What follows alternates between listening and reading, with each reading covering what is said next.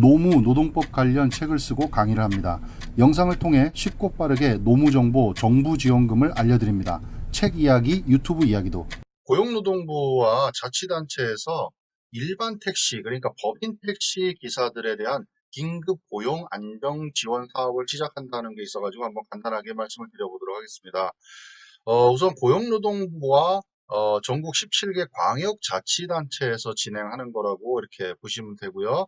10월 18일부터 일반 택시, 그러니까 일반 택시와 개인 택시로 구분이 되죠. 그래서 개인 택시는 별도의 지원금들이 있고요. 여기는 지금 일반 택시 기사, 그러니까 법인에 소속돼 있는, 회사에 소속돼 있는 그런 일반 택시 기사분들을 위한 긴급 고용 안정지원금이라고 보시면 되겠습니다. 규모는 810억 원가량이라고 돼 있고요.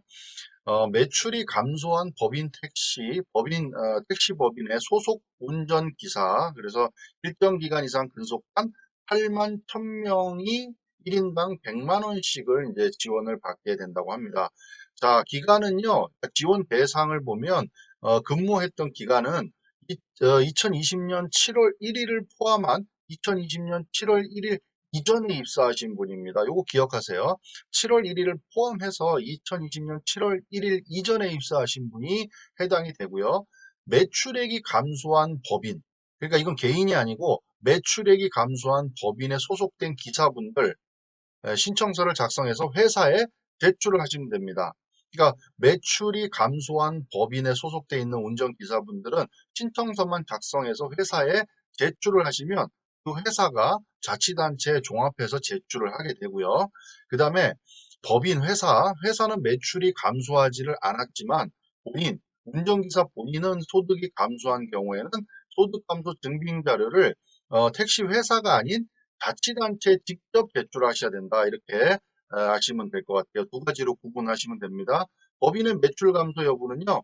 국토교통부 자료를 통해서 확인이 되고 여기에 해당하지 않는 법인 회사는요. 별도의 증빙 자료를 제출하고 1월 14일까지 법인별로 통보를 할 예정이라고 합니다. 그러니까 두 가지라고 제가 구분을 말씀드렸는데 만약에 법인 회사가 택시 회사가 만약에 매출이 감소했다 그러면 신청서만 작성해서 회사에 제출하시면 그 회사가 자치단체에다가 제출합니다. 종합해서. 그리고 우리 법인 택시 회사가 매출이 감소하지 않고 본인 소득만 감소했다 그러면 그 운전기사분이 직접 자치단체에 그 소득 감소된 그 증빙 자료를 제출하시면 된다. 이렇게 두 가지로 구분하시면 되고요. 신청서 제출 방법, 지급 요건 이런 자세한 내용들은 광역자치단체 홈페이지에 10월 8일부터 게시가 된다고 하니까 그거 좀 참고해서 보시면 될 것 같습니다. 몇 가지 추가해서 몇 가지만 더 짚어드리면요. 아까 말씀드렸듯이 일반 택시 기사에 해당이 되는 거고요.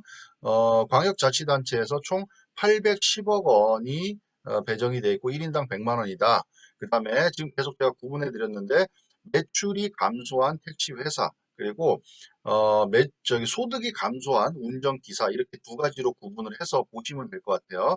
매출이 감소한 택시 법인은 국토교통부에서 매출액 감소를 확인을 하고요. 만약에 그게 확인이 안 되면 자료를 제출해야 된다는 거. 자, 그럼 매출액 감소 요건은 어떻게 되느냐?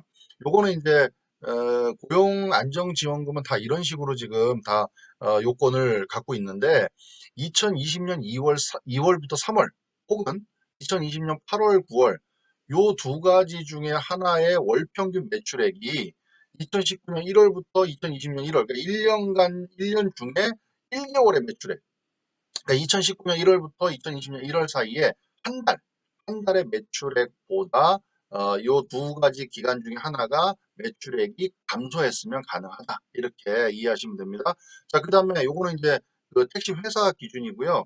소득이 감소한 운전기사 요건도 똑같습니다. 운전기사 요건도 2019년 1월부터 2020년 1월 사이 1년간 중에 1개월의 소득 대비해서 2020년 2월, 3월 혹은 2020년 8월, 9월에 월 평균 소득이 감소했다는 증빙을 하시면 된다. 이렇게 이해하시면 될 것 같아요. 그리고 근속 요건은 아까 말씀드렸듯이 기억하시라고 말씀드렸죠.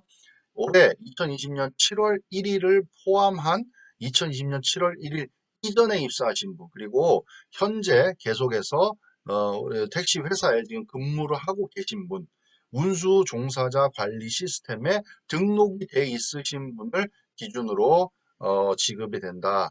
자, 쭉 제가 간단하게 말씀을 드렸는데요.